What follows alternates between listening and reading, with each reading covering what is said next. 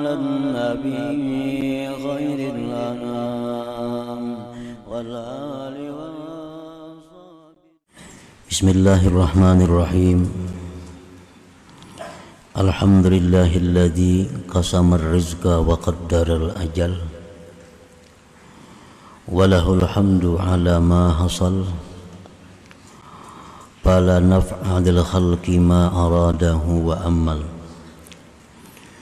أشهد أن لا إله إلا الله وحده لا شريك له عز وجل وأشهد أن سيدنا محمدا عبده ورسوله المرسل. اللهم صل وسلم على سيدنا محمد الناهي عن البخل والكسل وعلى آله وصحبه وذريته وأتباعه إلى يوم الحكم والفصل. أما بعد.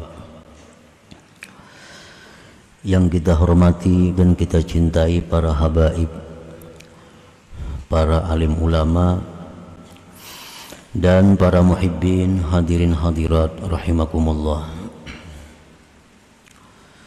Pertama-tama terlebih dahulu kita memanjatkan puji syukur kehadirat Allah Subhanahu wa ta'ala yang mana selalu mengumpulkan kita di tempat yang penuh berkah dan rahmat ini. Salawat dan salam kita haturkan kepada junjungan kita Nabi besar Muhammad sallallahu alaihi wasallam dan kepada seluruh keluarga, para sahabat, zuriat dan pengikut beliau. Para muhibbin rahimakumullah, anta hurrun mimma anta anhu ajisun wa abdun lima anta lahu tami'un. Yang artinya engkau adalah merdeka, engkau bebas daripada sesuatu yang adalah engkau dari sesuatu itu tidak berhajat, tidak bergantung. Dan engkau adalah budak, engkau adalah budak bagi sesuatu yang adalah engkau bagi sesuatu itu mengingini atau tamak.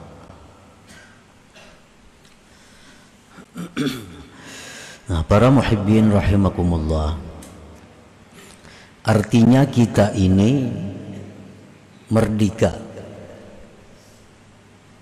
Arti merdeka itu tidak terkekang, bebas daripada sesuatu yang kita tidak memerlukan kepada sesuatu itu. Nah, kita kada perlu lawan sesuatu itu, maka kita bebas daripadanya.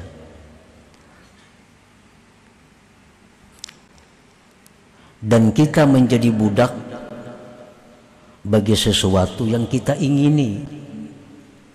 Kita menjadi budak bagi sesuatu yang kita ingini.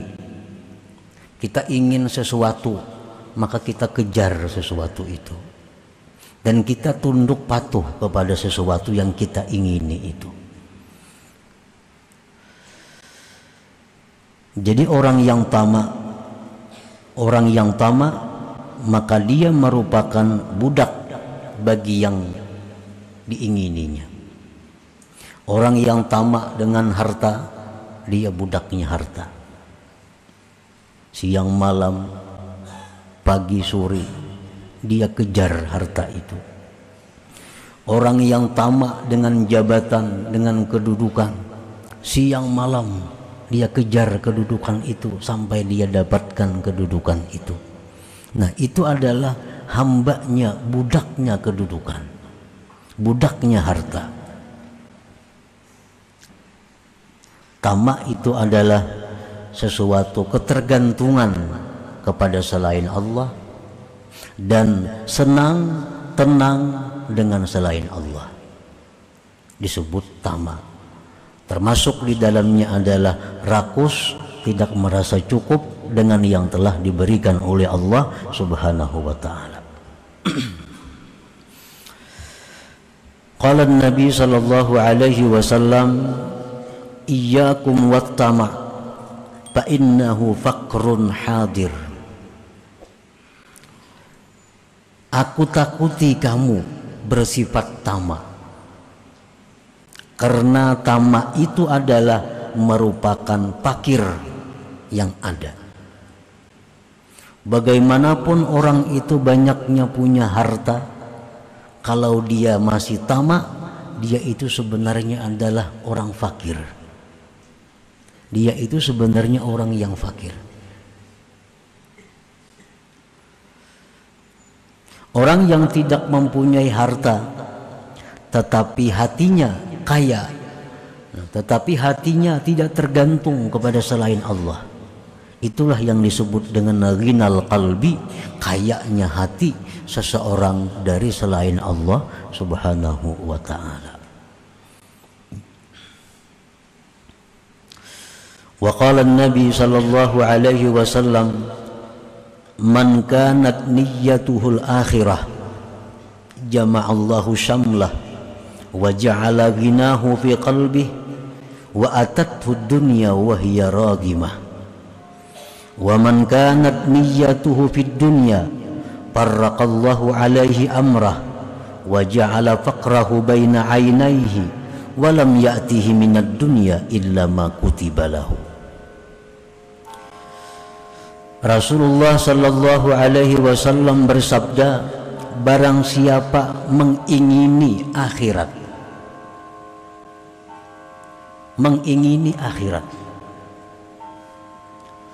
orang ini ingin menjadi hambanya Allah, orang ini ingin dapat keridhaan Allah, orang ini ingin masuk surga. Itu yang diingininya, maka Allah himpunkan baginya perkara yang tercerai-berai, dan Allah jadikan kekayaannya di dalam hatinya, dan dunia akan datang kepada dia dalam keadaan menyerah dan hina. Orang yang hidupnya ini niatnya, keinginannya akhirat. Orang yang hidup itu pikirannya adalah bagaimana dia mempunyai bangunan, mempunyai gedung di dalam surga. Ini pikirannya. Orang ini berpikir, berkeinginan bagaimana caranya supaya aku punya gedung yang megah tapi di surga. Nah, itu pikirannya. Nah, orang ini akan didukung oleh Allah. Segala urusan-urusan yang tercerai-berai menjadi satu, menjadi mudah. Dan hatinya dikayakan oleh Allah. Dunia yang dijatahkan untuk dia akan datang hina, menyerah kepadanya. Dan barang siapa keinginannya itu pada dunia, nah orang ini hendak berisi rumah nang megah nang mewah tapi di dunia, hendak berisi kendaraan nang baik nang mewah tapi di dunia, hendak mempunyai kebun ternak nang banyak tapi di dunia, farraqallahu alaihi amrah, Allah cerai-beraikan atasnya urusannya. Dan Allah jadikan kepakiran di hadapan matanya, dan tidak datang kepadanya dunia kecuali yang sudah ditetapkan baginya. Jadi artinya orang-orang yang mengingini duniawi ini akan selalu sibuk karena urusannya tercerai-berai, dan selalu merasa fakir, merasa kada cukup. Dan dunia yang diberikan Tuhan kepadanya kada berubah daripada apa yang ditetapkannya di dalam Lauhil Mahfuz di masa azali dahulu kala.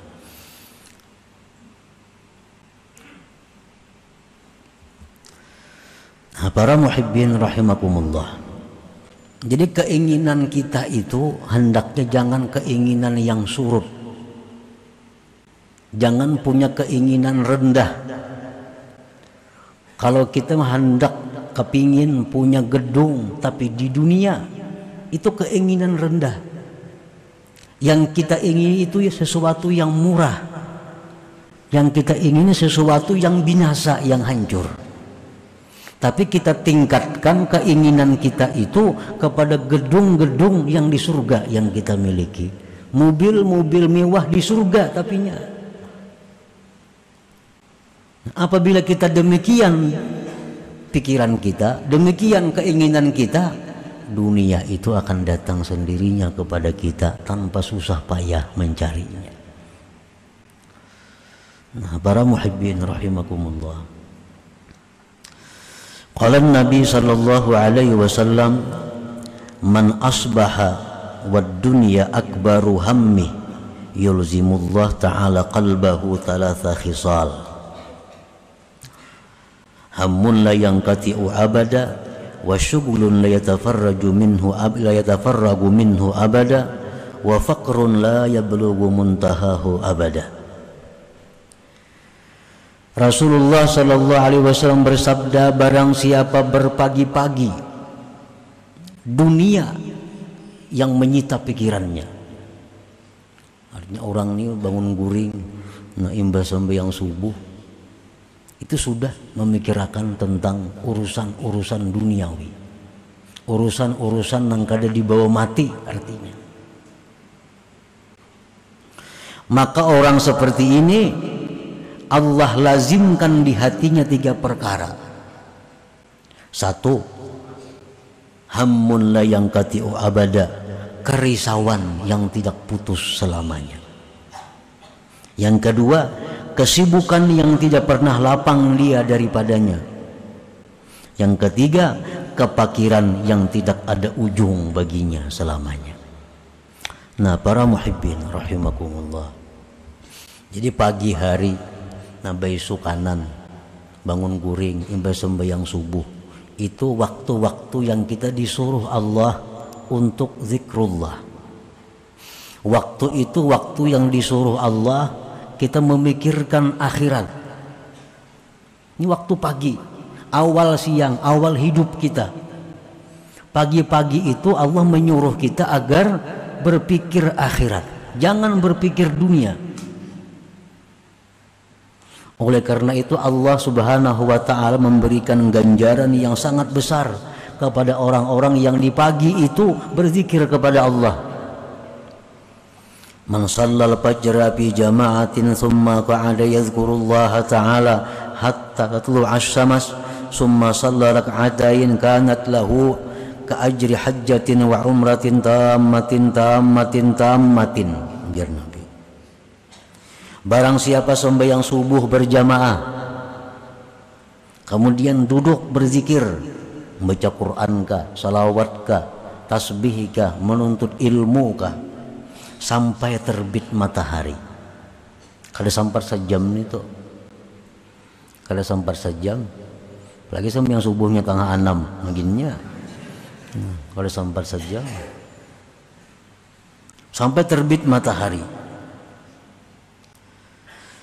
Sembahyang isyraq 2 rakaat atau duha 2 rakaat, maka baginya mendapat pahala haji umrah sempurna ujar Nabi. Nah, ini adalah satu dorongan kepada umat bahwa hendaknya di pagi-pagi itu jangan memikirkan urusan duniawi. Isilah waktu pagi itu dengan akhirat.